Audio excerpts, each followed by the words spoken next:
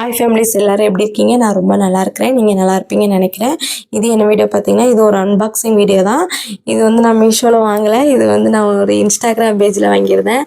இது என்ன பார்த்தீங்க அப்படின்னா, நான் பார்சல் பண்ணி காமிக்கும் போதே உங்களுக்கு சொல்கிறேன். இது வந்து அநேகமாக இப்போ எல்லாத்துக்குமே ஃபேவரட் கடவுளாக ஆகிட்டார். இது பார்க்கும்போதே நினச்சிருப்பீங்க, வேல் கிச்சன் பார்க்கும்போதே முருகர் சிலை தான். அப்புறம் வந்து நம்ம மலேசியா முருகர் சிலை அதான் வாங்கியிருக்கேன். அவங்களுடைய வாட்ஸ்அப் நம்பரும் நான் டேக் பண்ணியிருக்கேன். உங்களுக்கும் தேவை அப்படின்னா நீங்கள் அவங்கள காண்டாக்ட் பண்ணி வாங்கிக்கலாம்.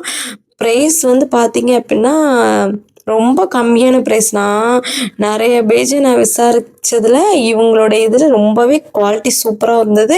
பேக்கிங்கும் சூப்பராக வந்துச்சு. அதுவும் போன செவ்வாய்க்கிழமை வந்துச்சு. எனக்கு செவ்வாய்க்கிழமை வந்தது தான் எனக்கு ரொம்ப எப்படி சொல்ல, ரொம்ப ஹாப்பியாக இருந்துச்சு. ஏன்னா முருகருக்கு உகந்த நாளே செவ்வாய்க்கிழமை தான் சொல்லுவாங்க. ஏன்னா வெத்தலை தீபம் எல்லாமே போடுறது எல்லாமே செவ்வாய்க்கிழமை தான்.